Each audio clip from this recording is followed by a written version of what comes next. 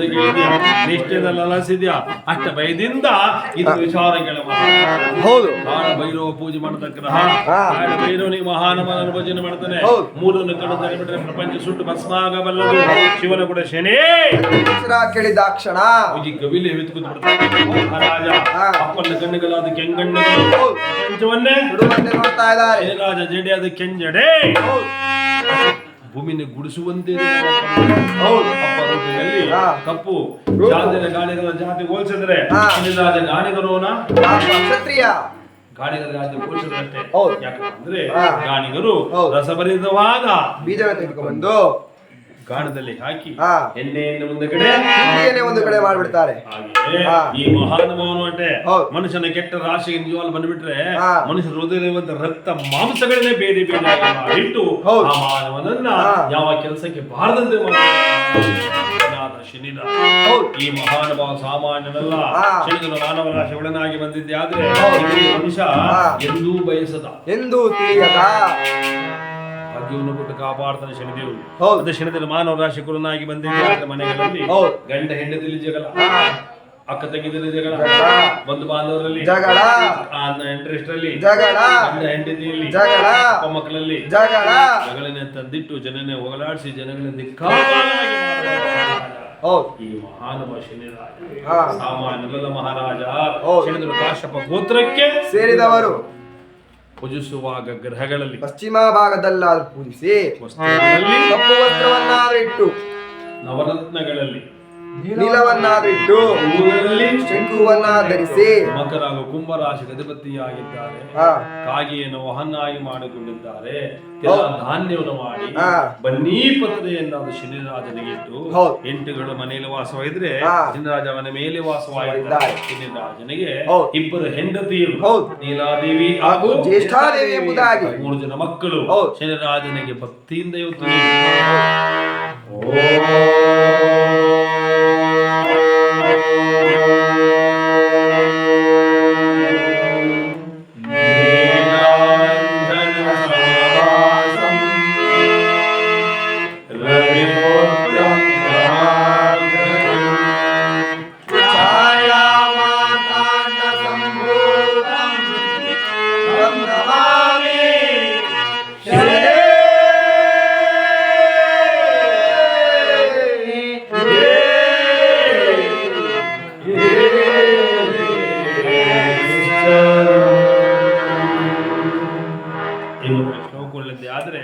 ಮನೆಗಿರ್ತಲ್ಲ ಮಹಾರಾಜ.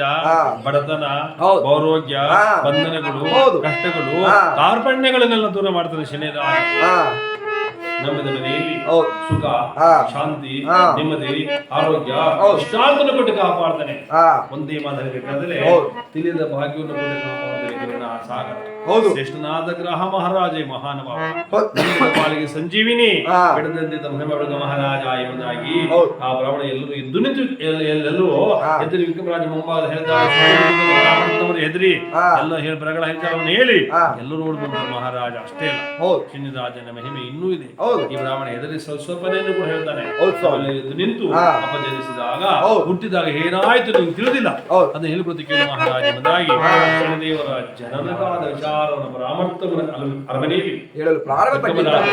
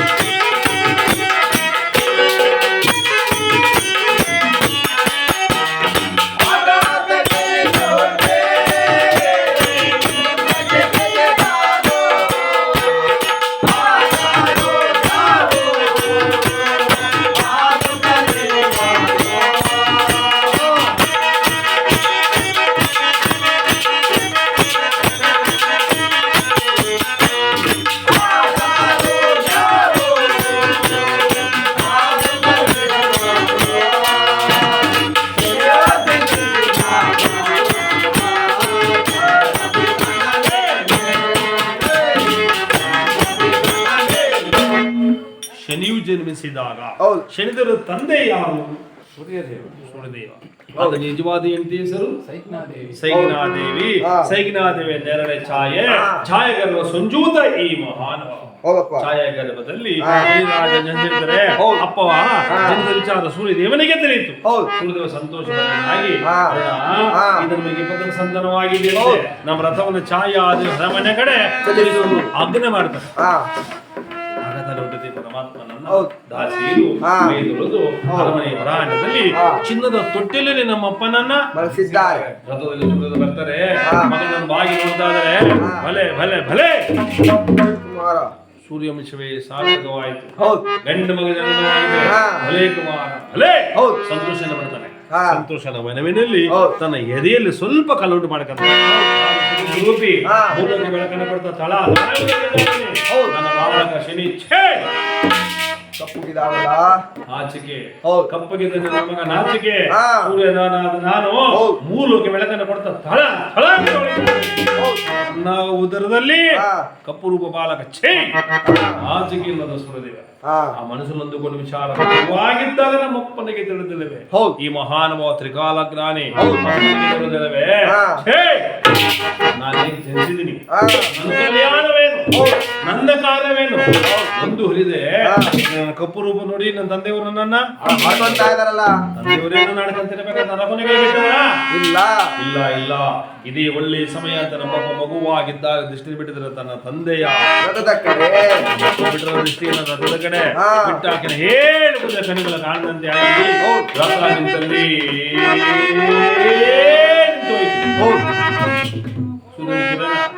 ಪ್ರಪಂಚ ಗೆಲ್ಲದಂತಾಯ್ತು.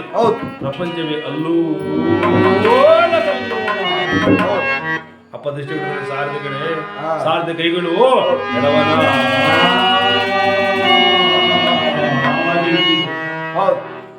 ದೇವರು ತನ್ನ ತಂದೆ ಕಡೆ ಬಿಟ್ಟರು. ಸೂರ್ಯದ ಶುರುವಾಯಿತು, ಪ್ರಾರಂಭವಾಯಿತು. ಹುಟ್ಟುರೋಗ ಪ್ರಾರಂಭವಾಯಿತು. ಕೈಯಲ್ಲಿ ಕಾಲಲ್ಲಿ ರಕ್ತ ಕೀವು ರಕ್ತ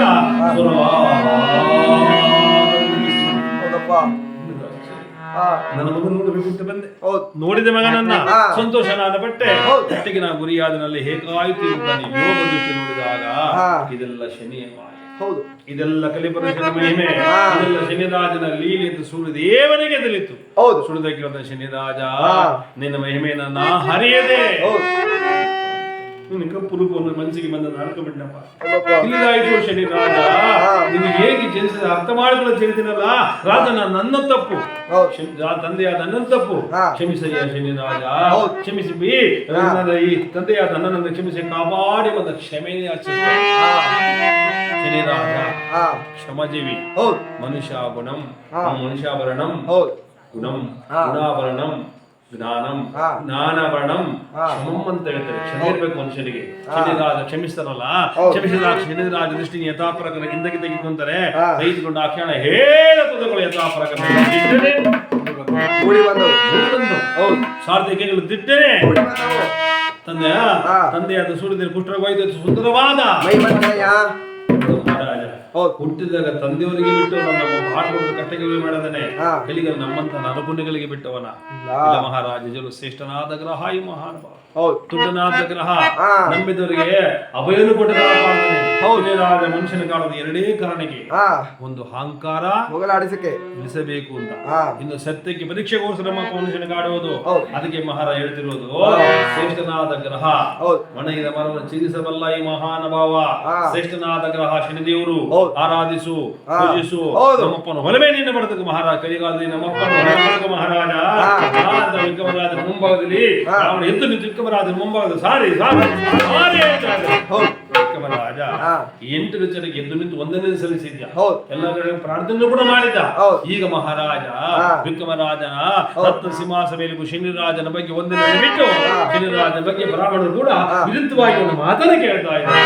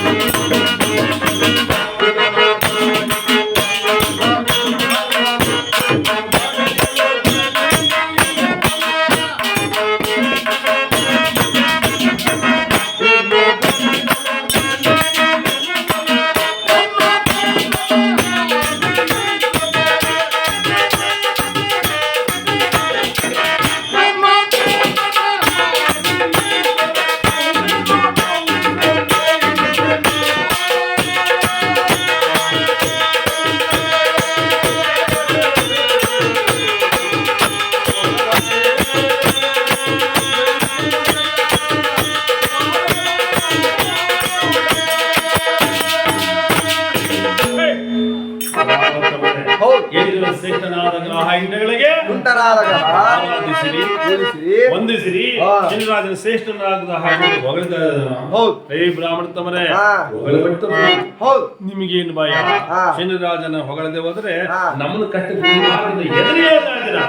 ಏನಯ್ಯ 8 ಗಜ ಹೊಂದಿದ್ದಾರೆ ಅಂದ್ರೆ ಈ ಶನಿ ವಿಚಾರವೇ ತಂದೆಗೆ ಕಟ್ಟಕೊಟ್ಟು ನೀವೇ ಹೇಳ್ತಾ ಇದ್ದೀರಾ, ಅದನ್ನ ಪೂಜಿಸಿದ ಅದನ್ನು ನೀವೇ ಹೇಳ್ತಾ ಇದ್ದೀರಾ. ಸರಿಯ ಬ್ರಾಹ್ಮಣ ತಮರೇ, ವಂಶಕ್ಕೆ ಭೂಷಣ ಮಗನಾದನ ಮನೆಯಲ್ಲಿ ಅದನ್ನು ಬಿಟ್ಟು ತಂದೆ ತಾಯಿಗೆ ಕಟ್ಟಕೊಟ್ಟ ಮಗ ಮಗನನ್ನೇ ಬ್ರಾಹ್ಮಣ ದಾರಿ ತಮ್ಮ ಮಕ್ಕಳು ಹನುಮಾನವರಲ್ಲಿ ಕಂಡಿದ್ದಾರೆ, ಅವರೇ ನೋಡಿದ್ದೇನೆ, ಕೇಳಿಪಟ್ಟಿದ್ದೇನೆ. ಬ್ರಾಹ್ಮಣ ತಮರೇ, ಇದು ಘನತರ ವಿಚಾರ ಎಂಬುದಾಗಿ ಮುಂದೆ ಸಾರಿ ಹೇಳ್ತಾ ಇದ್ದೇನೆ. ಎಲ್ಲರೂ ಮತ್ತೊಮ್ಮೆ ವಿಕ್ರಮರಾಜನ ಮುಂಭಾಗದಲ್ಲಿ ನ್ಯಾಯ, ನೀತಿ, ಸತ್ಯ, ಧರ್ಮದ ರಾಜನ ಮುಂಭಾಗದಲ್ಲಿ ತಂದೆಗೆ ಕಟ್ಟಕೊಟ್ಟ ಶಿಂದೆ ವಿಚಾರವನ್ನ ರಾಜಾತನದಲ್ಲಿ ನೀವ್ಯಾರೇ ಹೇಳಬಹುದು. ವಿಕ್ರಮರಾಜ ಸುಮ್ಮನೆ ಕೂರದೆ ರತ್ನ ಸಿಂಹಾಸ ಮೇಲೆ ಕೂತು ಕರಚಪ್ಪಳೆಯನ್ನು ತೊಟ್ಟು ರತ್ನ ಸಿಂಹನ ಕಣ್ಣ ತುಳಿಯುತ್ತಾ ಮನಸ್ಸಿನಿಂದ ಬಂದಂತೆ ವಿಕ್ರಮರಾಜ ಮಾತಾಡಿ ಕೆಟ್ಟನಲ್ಲ ವಿಕ್ರಮರಾಜ. ಇದೇ ಕಾರಣಕ್ಕೆ ಹಾಗೆ ಬಂದ ಜರಿದ ವಿಕ್ರಮರಾಜ ಅರಮನೆಯಲ್ಲಿ ನಿಂದಿಸ್ತಾ ಇದ್ದಾರೆ. ಸುಮ್ಮನಿದ್ರು ಆಗ್ತಿತ್ತು ವಿಕ್ರಮರಾಜ, ಸಲ್ಲಿಸಿದ್ರು ಆಗ್ತಿತ್ತು, ಒಂದನ್ನು ಸಲ್ಲಿಸಲಿಲ್ಲ. ಬಾಯಿಗೆ ಬಂದಂತೆ ಏನು ಮಾನವಲ್ಲ ಶನಿಯದಾಗಿ ಬಾಯಿಗೆ ಬಂದಂತೆ ವಿಕ್ರಮರಾಜ ಶನಿರಾಜ ನಿಂದಿಸ್ತಾ ಇದ್ದಾನೆ. ಶನಿಯಿಂದಲೇ ನಿಜವಾಗ್ಲೂ ಬ್ರಾಹ್ಮಣ ಅರಮನೆಯಲ್ಲಿ 2 ಕಿವಿಯಿಂದ ಕೇಳಿಬಿಟ್ರು. ಒಂದನೇ ಸಲಿದ್ಯಾ ಈಗ ಬ್ರಾಹ್ಮಣ ಎದ್ದು ನಿಂತು ಅವರೇ ಬಂದು ವಿಕ್ರಮರಾಜನ ಪಾದ ಮಹಾರಾಜ ನಿಂದಿಸಿ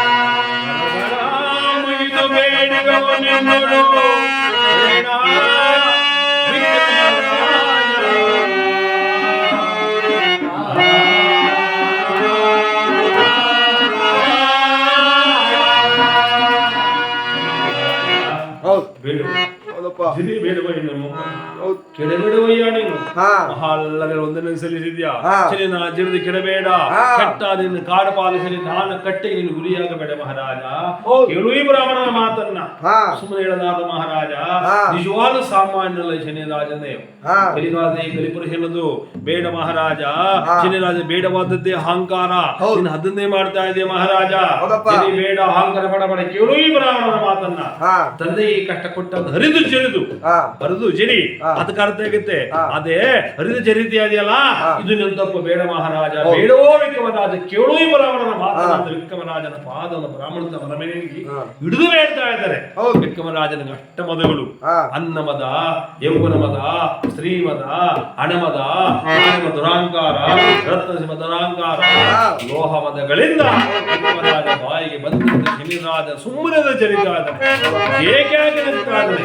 ಅದೇ ಸಮಯದಲ್ಲಿ ಶನಿದೇವರು ಆಕಾರವಾಗಿ ನಮ್ಮಪ್ಪ ಕಾರ್ಯಾರ್ಥವಾಗಿ ವಿಕ್ರಮರಾಜನ ಅರಮನೆ ಮೇಲೆ ಹೋಗ್ತಾ ಇದ್ದಾರೆ.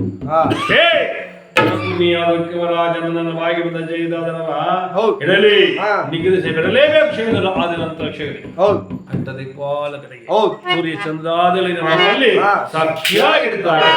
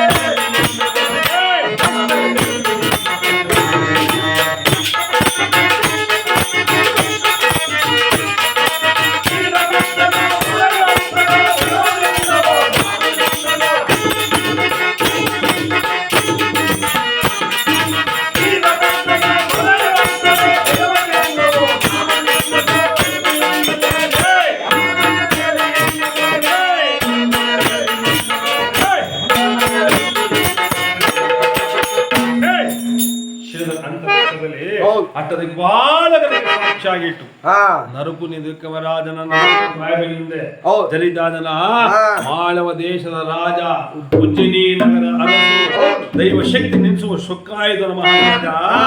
ಮಾನವ ನೀನು ದೈವ ಶಕ್ತಿ ನಿಲ್ಲಿಸುವ ಸೊಕ್ಕಾಯಿತೆ ತನ್ನ ಕಷ್ಟವನ್ನು ತಾನಾಗೆ ಆಹ್ವಾನ ಮಾಡ್ಕಂತ ಇದ್ಯಾ. ನೀನು ಒಂದು ಬಾ ಕರೆಯುವಾಗ ಬರಲಾರವನ ಮಹಾರಾಜ ನೋಡೀಗ ಅಂತರಿಕ್ಷದಲ್ಲಿ ಅಟ್ಟದಿಕ್ಪಾಲಕರಿಗೆ ಸಾಕ್ಷಿಯಾಗಿತ್ತು. ಕೇತು ಕಂಡ ಸೂರ್ಯನಂತೆ ಕೇಸರಿಯಂತೆ ಮಹಾರಾಜನ ಮುತ್ತು ಚಪ್ಪರಕ್ಕೆ ನಮ್ಮಪ್ಪಲ್ಲಿ ನೀಲ ಪ್ರಕಾಶವಾದ ಬೆಳಕು ಚಲಿಸಿತು. ನೀಲ ಪ್ರಕಾಶವಾದ ಬೆಳಕು ಕಣಯ್ಯ ಬರಬಡ ತಲೆ ನೋಡ್ತಾ ಇದ್ರೆ ಮಂತ್ರಿ ಮಾನ್ಯರು ದಾಸಿಯರು ದಾಸನ ದಾಸರು ಪಂಡಿತರು ಓಡ್ತಿರೋಗಿ ಕೂತಿದ್ದಾರೆ. ನಿಂತರೆ ನಿಂತಿದ್ದಾರೆ, ಕೂತಲ್ಲಿ ಕೂತಿದ್ದಾರೆ. ವಿಕ್ರಮರಾಜನ ಮಾತ್ರ ಪಲ್ಕನೆ ತಲೆತಿದ ವಿಕ್ರಮರಾಜ ತಲೆತಿ ನೋಡ್ತಾ ಇದ್ದಾನೆ. ಇಡೀ ಅರಮನೆಯಲ್ಲ ಮಶಾಣ ಬೆಳಕು ಮಾತ್ರ ನೀಲ ಪ್ರಕಾಶವಾದ ಬೆಳಕು, ಒಬ್ಬರ ಮಾತಿಲ್ಲ ಅದೆಲ್ಲ ನಿಂತಲೇ ನಿಂತಿದ್ದಾರೆ. ಏನಾಯ್ತು ಅರಮನೆಯಲ್ಲಿ ಶಿನಿರಾಜನ ಜರಿದೆ ನಾನು ಏನಾಯ್ತು ನಿಂತು ತಲೆ ಎತ್ತಿದ. ಶಿನಿರಾಜನ ಕೋಪಕ್ಕೆ ಮಹಾರಾಜ ಸಿಲುಕಿ ರತ್ನ ಸಿಂಹಾಸನದಿಂದ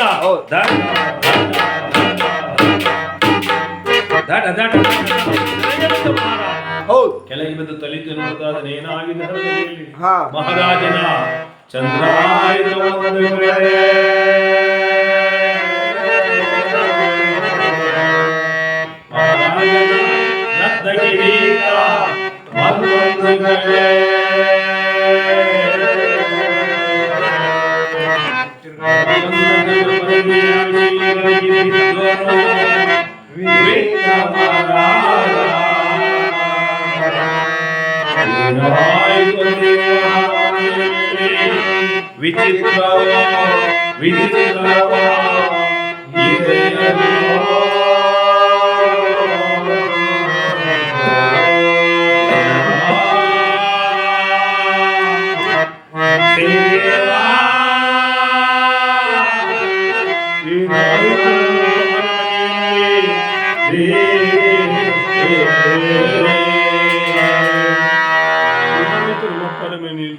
ವಿಚಿತ್ರವಾಗಿ ಕಾಂತಿದ ನಮ್ಮ ಪರಮನೆಯಲ್ಲಿ ನೀಲ ಪ್ರಕಾಶವಾದ ಬೆಳಕು, ಅಲ್ಲಿದ್ದ ಚಂದ್ರ, ಇಲ್ಲಿದ್ದ ರತ್ನ ಕಿರೀಟ, ಇಲ್ಲಿ ನಾನು ಕೆಳಗೆ ಬಿದ್ದಿದ್ದೇನೆ. ಏನಾಯ್ತು ನಮ್ಮಪ್ಪ ಅರಮನೆಯಲ್ಲಿ ಮಹಾರಾಜ ಗಾಬರಿಗೊಳ್ಳವನಾಗಿ ಭಯಭೀತನಾದ ಮಹಾರಾಜ ತಲೆ ಎತ್ತಿದ. ಮಹಾರಾಜನ ಮುಂಭಾಗದ ನಮ್ಮ ಪ್ರವೃದ್ಧ ಮೃತಿಯಾಗಿ ಮಹಾರಾಜ ಕಟ್ಟಿದ ಸುವಂತ ನಿಂತಿದ್ದಾನೆ. ನೀಲಿ ವರ್ಣಾಯ ಮಹಾನವಾನದು ಯಾರಿದು? ಚಿಕ್ಕಮರಾಜ ಇವರ ಶನಿ ಏನು ಮಾಡಬಲ್ಲ ಎಂಬುದಲ್ಲೇ ಆ ಮಹಾನ್ ಭಾವನೆ ನಾನು, ಆ ಶನಿದೇವರೇ ನಾನು, ಆ ಸೂರ್ಯತನೇನೇ ನಾನು ಎಂದು ಅರಮನೆಯಲ್ಲಿ ಕುಸಿದ. ಮಹಾರಾಜನ ಧೈರ್ಯ ತಪ್ಪಿತು. ಮಹಾರಾಜನಾದ ಕಷ್ಟ ಬಂದು ತಿಳಿಯಿತು. ಕುಸಿದು ಮಹಾರಾಜನಾದ ಎದ್ದು ಹಿಡಿದಿದ್ದಾನೆ ನಮ್ಮಪ್ಪನ ದೇವಾ.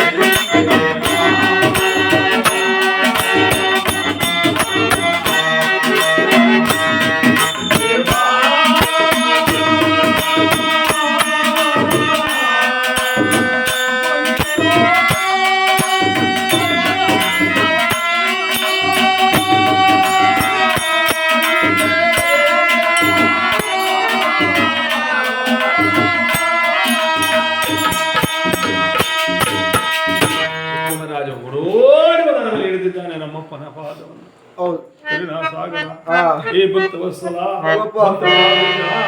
ರಾಜ ಹೇ ಹೊಸಪಾಳ್ಯ ವಾಸನೆ ಹಾ. ನೀನು ಯಾರು ಹೌದು. ನೀನ್ ಎಂತವನು ಹಾ. ನಿನ್ ಮಹಿಮೆಯನ್ನು ಹೌದು. ಬಲ್ಲವನೆಯ ರಾಜನಾದವನು ಹೌದಪ್ಪ ಆದ್ರೂ ಕೂಡ ಹಾ. ತಂದೆಗೆ ಕಟ್ಟಕೊಟ್ಟು ದೇವರಿಂದ ಜಡಿದು ನಿಜ ಹೌದು. ಶನಿರಾಜ. ಹಾ ಅಪ್ಪಾ, ಹೌದು. ಇದು ನಿನ್ನ ಪಾಲಿಗೆ ತಪ್ಪನಿಸಿದರೆ ಹೌದು ಇದು ನಿನ್ನ ಪಾಲಿಗೆ ಹಾ. ಅಪರಾಧವೆನಿಸಿದ್ರೆ ಈ ಪಾಪಿಯಾದ ರಾಜನನ್ನು ಕ್ಷಮಿಸು ನಮ್ಮಪ್ಪ ನನ್ನನ್ನು ಹಾ ಗೊತ್ತಿದ್ದೋ ಗೊತ್ತಿಲ್ಲದೆಯೋ ಹೌದು. ತಿಳಿದೆಯೋ ಹಾ. ಅಂಕರ ಪಟ್ಟ ಪಡೆದೆಯೋ ಹೌದು. ಜಡಿದ್ಬಿಟ್ಟು ನಮ್ಮಪ್ಪ ನನ್ನ ತಿಳಿದು ಜಡಿದ್ಬಿಟ್ಟು ನಮ್ಮಪ್ಪ ಹೌದಪ್ಪ ಅಪ್ಪ ಹಾ. ಮನೆಗಳಲ್ಲಿ ಹಾ. ತಂದೆ ತಾಯಿಗಳು ಮಕ್ಕಳ ತಪ್ಪನ್ನು ಮನಸಿ ಹಾ. ಹೊಟ್ಟೆಯಲ್ಲಿ ಇಟ್ಕೊಂಡು ಅವ್ರ ಮಕ್ಕಳನ್ನ ಕಾಪಾಡ್ಕೊಂತರು ನಮ್ಮಪ್ಪ ಹೌದಪ್ಪ ಅದರಂತೆ ಈ ಮಗ ತಪ್ಪನ್ನು ಮನಸಿ ಹಾ ಪಡೆಯ ಭಕ್ತವತ್ಸಲ ನೀನು ಹೌದು ಅಪ್ಪ ಹಾ. ಮುನಿದರೆ ನೀನು ಉಳಿಯುವ ಶನಿ ರಾಜ ನಾನು ಹೌದಪ್ಪ ಅಪ್ಪ ಹಾ. ಮನುಷ್ಯನ ತಪ್ಪು ಮಾಡೋ ಮನುಷ್ಯನ ಸಹಜ ಗುಣ ಕಲಿಗಾರದಲ್ಲಿ ಹಾ ತಿದ್ದುಡಿಯೋದು ಹಾ. ದೇವರಾದ ನಿನ್ನ ಗುಣ ಶನಿರಾಜ ಹೌದಪ್ಪ ಅಪ್ಪ ಶ್ರೀಶೈಲ ಗಿರಿರಾಜ, ಉಳಿಸು ನಮ್ಮಪ್ಪ ಹೌದು. ರಕ್ಷಣೆ ಮಾಡು ನಮ್ಮಪ್ಪ ಹಾ. ಕರುಣಾ ಸಾಗರ ಒಂದೊಬ್ಬರಾದ ಮನುಷ್ಯನ ತನಕ ಹೌದು. ಬೆಳೆದಂತೆ ನಿನ್ನ ಪಾದ ಪೂಜೆನ ಮಾಡಬಲ್ಲ ಶನಿರಾಜ ಭೃತ್ಕನ ರಾಜನಾದವನು ಹೌದು. ಅಪ್ಪನ ಪಾದ ಹೌದಪ್ಪ ಕಣ್ಣೆ ನೀವು ಸುತ್ತ ಬೇಡ್ತಾ ಇದ್ದಾನೆ ಹಾ. ಶಿವನಿಗೆ ಕೇಳ್ತಾರೆ ಈಗ ಇಲ್ಲ ಸ್ವಾಮಿ ಭಗವನ್ ಮಾತು ನಮ್ಮ ಮಂಗಳ. ಇಲ್ಲ ಸ್ವಾಮಿ ಹೇ ಹಂತರ ಹಂತರ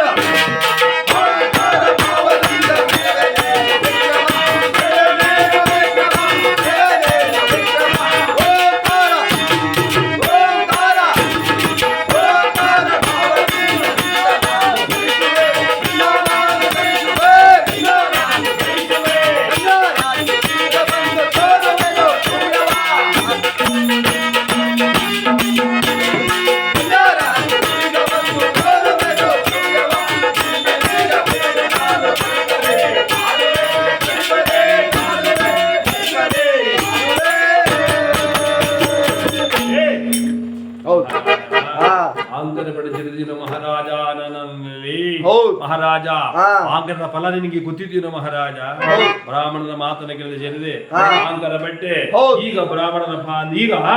ಈಗ ಪ್ರತ್ಯಕ್ಷನಾದ ಬಾದರ ಬೆಡ್ತಾ ಇದ್ಯಾ ಹೌದು. ಮಹಾರಾಜ ಹಾ. ಹಿಂದೆ ನುಡಿಯವನೇ ಅಧಮ ಹೌದು ಫಲ ನಿಲ್ಲಿಸುವನೇ ಮಧ್ಯಮ ನನ್ನಂತ ಅನಿತ ಬಾಳವನೇ ನಿಜವಾದ ಕಲಿಗಾಲ ಉತ್ತಮ ಉತ್ತಮ ಹೌದು ದೇವತೆಗಳಿಗೆ ಕ್ಷೀರಾರ ರಾಕ್ಷಸನಿಗೆ ಮಾಂಸಾಹಾರ ಮಾನವನಿಗೆ ಸಸ್ಯಾಹಾರ ಜೀವ ನಿರ್ಮಾಣವಾಗಿದೆ ಹೌದು. ಸಸ್ಯಗಳಲ್ಲಿ ಬಂದ ಬೀಜ ತಂದುಕೊಂಡು ಹಾ. ಬೀಜ ರಕ್ತವಾಗಿ ಹೌದು. ರಕ್ತದಿಂದ ಹಾ. ಎಲುಬು ಕೊಬ್ಬು ಮಾಂಸ ಚರ್ಮ ಮೂಳೆ ಅಂತ ಪಡೆದು ನೀನು ಅಂತರ ಪಡೆದಿರುತ್ತೀಯ ಹೌದು ಮಹಾರಾಜ ಹಾ. ಯಾವುದೇ ಮನುಷ್ಯನಾಗಲಿ ಹೌದು. ಈ ಕಲಿಗಾಲದಲ್ಲಿ ಹಾ. ಏರಿದವನು ಹಾ ಚಿಕ್ಕದಾಗಿ ಬಾಳಬೇಕು ತತ್ವವನ್ನು ಹರಿಯದೆ ಅಂತರ ಪಡೆದಿರುದೆಯ ಹಾ ದಾರಿ ಹೋಗನಲ್ಲ ನೀನು ಹಾ. ದಾರಿ ಹೋಗನ ಆಗಿದ್ರೆ ಕ್ಷಮಿಸ್ಬಿಡ್ತಿದ್ದೆ ನಾನು ಹಾ ನಾನಿ ಹೌದು. ಬುದ್ಧಿವಂತ ಹಾ. ರಾಜ ದೇಶಕ್ಕೆ ಏಕ ಚಕ್ರವರ್ತಿಯಾದ ರಾಜನಾದ ನೀನು ಹಾ. ಈಗ ಗೊತ್ತಿಲ್ಲ ಜರಿದಂತೆ ಬಿಡ್ತದೆ ಮಹಾರಾಜ ಹಾ. ಹೇ ವಿಕ್ರಮರಾಜ ಹಾ. ಯಾವ ರೀತಿ ಅಹಂಕಾರ ಬೆಟ್ಟ ನನ್ನನ್ನು ಜರಿದೆಯೋ ಹೌದು. ಅದೇ ರೀತಿಯಾಗಿ ಓಂಕಾರ ಭಾವದಿಂದ ನಾನು ಕೂಡ ಹಾ. ನಿನ್ನನ್ನು ದಯಿಸಿ ಕಾಡುಪಾಲ ಮಾಡಿ ಹಾ. ಅನ್ನ ನೀರು ಕೊಡದಂತೆ ಮಾಡಿ ಹೌದು ಕಟ್ಟಕ್ಕೆ ಗುರಿ ಮಾಡಿ ಹೌದು. ಮಹಾರಾಜ ಹಾ. ಕೈ ಕಾಲು ಕಡಿಸಿ ಹೌದು. ರಕ್ತದ ಒಲವಿನಲ್ಲಿ ಹಾ. ರಕ್ತದ ಒಲವಿನಲ್ಲಿ ಹಾ. ನಿನ್ನ ನೆರವನ್ನು ಮಾಡಿದ ಮೇಲೆ ಹೌದು ತಾಯಿ ಮಗ ಸೂರ್ಯಪುತ್ರ ಹಾ. ಶನಿರಾಜ ಹೌದು. ಛಾಯಾನಂದನನಾದ ಹಾ. ಶನಿರಾಜನೇ ನಾನಲ್ಲ ಅಂತ ಹೇಳಿ ನಮ್ಮ ಪಾದನ ಪಾತ್ರದಲ್ಲಿ ಹಾ ಕರ್ಪೂರದಂತೆ ನಮ್ಮ ರಾಜ ಕೆಟ್ಟನಲ್ಲ ಅಂತ ತಿಳಿದು ಹೌದು. ಮಹಾರಾಜ ತಲೆ ಎತ್ತಿದ್ದಾನೆ ಹೌದು. ಇಡೀ ಅರಮನೆಯೆಲ್ಲ ಹೌದು. ಅಯ್ಯೋ ಹಾ. ಜಲ್ದಿ ಕೆಟ್ಟನಲ್ಲ ಶನಿರಾಜ ನಾನು ಸುಮ್ಮನಿರದೆ ಹೌದು. ಏನಾಯ್ತು ಮಹಾರಾಜ ತಲೆತ್ತಿದ್ದಾನೆ ಹಾ. ಮಂತ್ರಿ ಮಾನ್ಯರು ಆಟಗಳು ಬಂದಿದೆ ಶನಿರಾಜನ ಕೃಪೆಯಿಂದ ಹೌದು. ತಲೆದ್ದು ನೋಡಿದ ಬ್ರಾಹ್ಮಣತಮರು ಬೇಡ ಮಹಾರಾಜ ಹಾ. ಜರಿ ಬೇಡ ಅಂತ ಎಷ್ಟೋ ಕೇಳಿಕೊಂಡು ಹೌದು. ನಮ್ಮ ಮಾತನಿಗೆ ಜರಿದ ಶನಿರಾಜನ ಕೋಪಕ್ಕೆ ಇನ್ನು ಸಿಲುಕಿದೆ ಮೂರ್ಖನಿಗೆ ನೂರ್ಕಾಲ ಬುದ್ಧಿಯಲ್ಲಿ ಗೋರ್ಕೆಲವನ್ನು ಬೆಳೆಸಿರುವುದರೆ ಹಾ. ಗೋರ್ಗು ನೀರು ಕುಡಿಯುವುದೇ ಸರ್ವಕ ಹೌದು ಮೂರ್ಖನಾದ ಮನುಷ್ಯನಿಗೆ ಹಾ. ನೀನು ಎಷ್ಟೇ ಬುದ್ಧಿ ಹೇಳು ಹೌದು ಅವನ ಮಾತು ಕೇಳ್ತಾನ ಇಲ್ಲ ಅವನೇನು ಮಾಡಬೇಕು ಅದೇ ಮಾಡ್ತಾನೆ ಗೋರ್ಕಲ್ಲ ಮೇಲೆ ಮನಸ್ಸಿರಿದ್ರು ಗೋರ್ಕಲ್ಲು ಹಾ. ನೀರು ಕುಡಿಯುವುದೇ ಸರ್ವಜ್ಞನ ಹೌದು. ಅರೆಬೆಣ್ಣ ಮೇಲೆ ಎಷ್ಟೇ ಮಳೆವಿಲಿ ಹಾ. ಆ ಬಂಡೆ ನೀರು ಕುಡ್ಕೊಳ್ಳುತ್ತಾ ಇಲ್ಲ ನಾವು ನೀರು ಕುಡ್ಕೊಳ್ಳುತ್ತಾ ಅದು ಇಲ್ಲ ಹೌದು ತಾನೆ ಹಾ. ಹಾಗಾಯ್ತು ಮಹಾರಾಜನವಾಗಿದ್ದ ನಿಮ್ಮದು ಹೇಳಿದ್ದು ಹೌದು ಅರೆಬೆಣ್ಣ ಮೇಲೆ ಹಾ. ನೀರು ಆಯ್ತು ಮೂರ್ಖನಿಗೆ ಹೌದು ಬುದ್ಧಿ ಹೇಳ್ದಂಗೆ ಆಯ್ತು ರಾಜನಾದ ನೀನು ಮೂರ್ಖನಾಗ್ಬಿಟ್ಟಲ್ಲ ಮಹಾರಾಜ.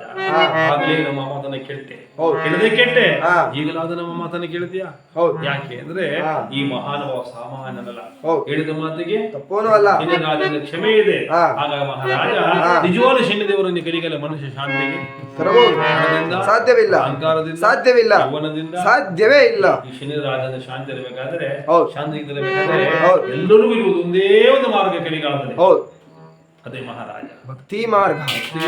ಶನಿರಾಜ ಒಲೆಯಲಾರ. ಹೌದು. ಕೇಳು ನಮ್ಮ ಮಾತನ್ನ. ಹಾ.